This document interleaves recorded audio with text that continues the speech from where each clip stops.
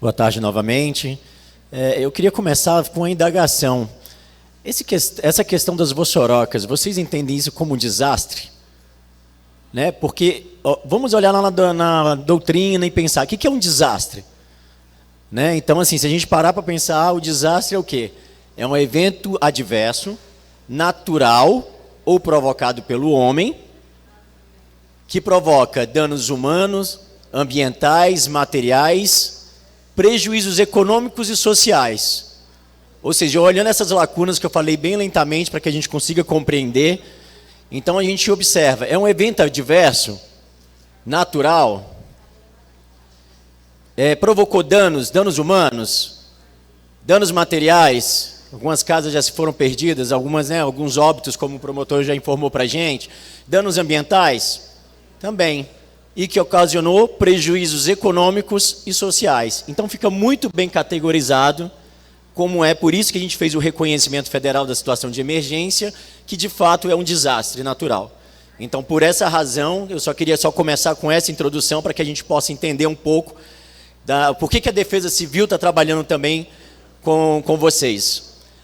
Um segundo ponto agora é a questão das fases da Defesa Civil, que seria interessante a gente também ter em mente.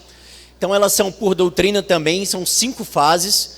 A primeira dela é a prevenção, a segunda, a mitigação, a terceira, preparação, resposta, a quarta, e a quinta, recuperação.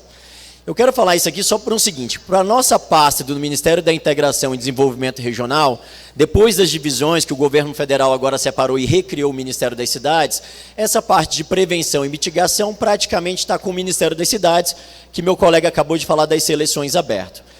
No momento que a Defesa Civil está entrando agora, ficou então 2 fases, eu já falei que está com outro Ministério, Cidades, Prevenção e Mitigação. Indo para a terceira fase, que é a preparação, essa fase é muito importante, e ela está assim, prefeito, muito próximo de vocês aqui do município, porque é preparar a comunidade, aquelas pessoas que habitam ali próximo dessas vossorocas, é onde tem que ter um trabalho da Defesa Civil para que eles possam ter essa percepção do risco, entender essa gravidade e, juntamente com aquilo que o promotor falou, de fazer uma boa sinalização, de isolar a área corretamente, de placas de informação. Então, essa parte é muito crucial, que a Defesa Civil do município, ela tem esse papel agora nessa preparação à comunidade.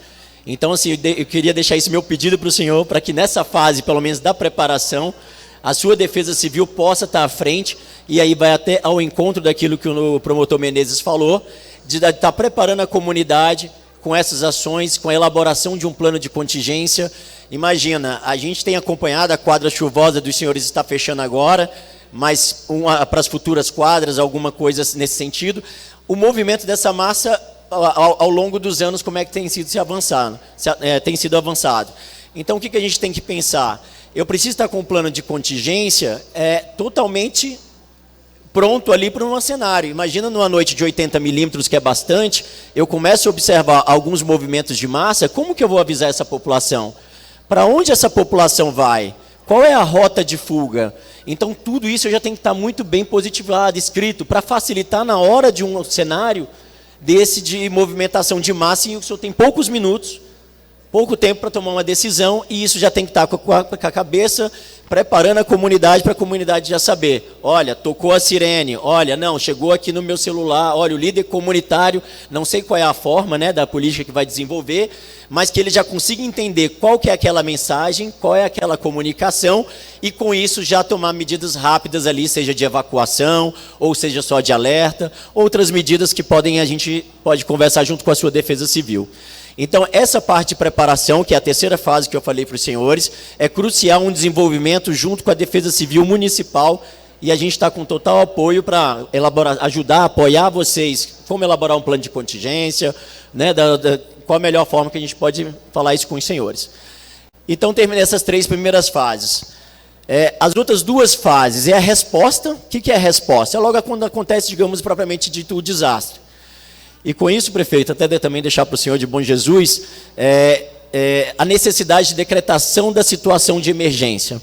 E com isso solicitar do governo federal o reconhecimento federal. Nós, da Defesa Civil, só podemos ingressar com recursos a partir do reconhecimento federal.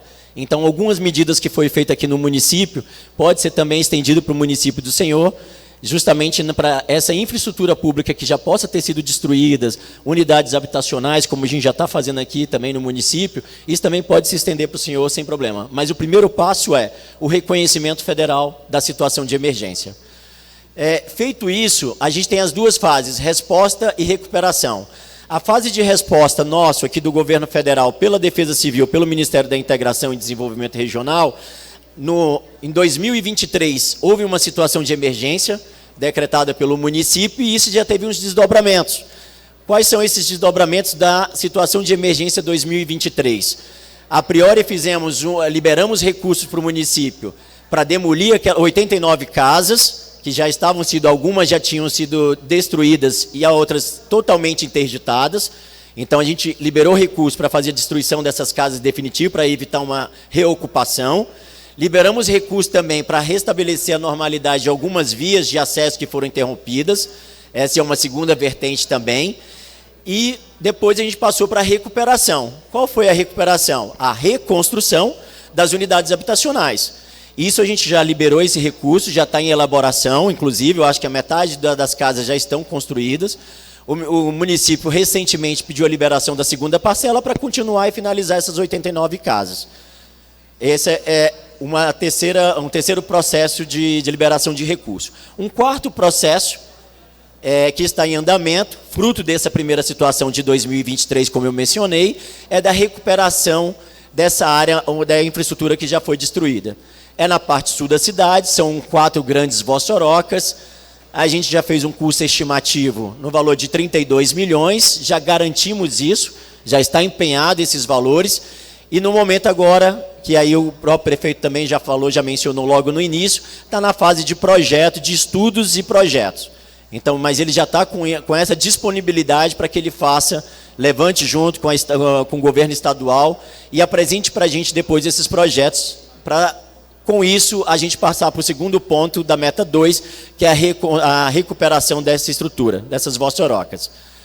Esse é o primeiro passo do 2023. Recentemente, esse ano, agora com as chuvas agora, novamente o prefeito fez um novo decreto de situação de emergência, que também está ensejando novas medidas de resposta e de recuperação.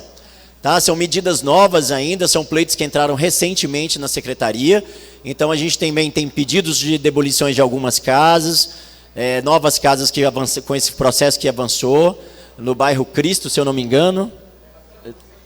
O Santo Cristo, exato, que visitei hoje. Mas esses processos já estão conosco e como o ministro Valdez, na própria reunião, antes de se deslocar para cá, ele já pediu para toda a equipe nossa da Defesa Civil dar total prioridade a Buriticupu. Então, esses processos, na próxima semana, já devem ter suas primeiras análises já finalizadas. Temos processos de pavimentação também em andamento, processos de destruição dessas 28 casas, e também vai ensejar como primeiro, vai ensejar também a reconstrução dessas casas e também aquela parte da recuperação daquelas encostas ali.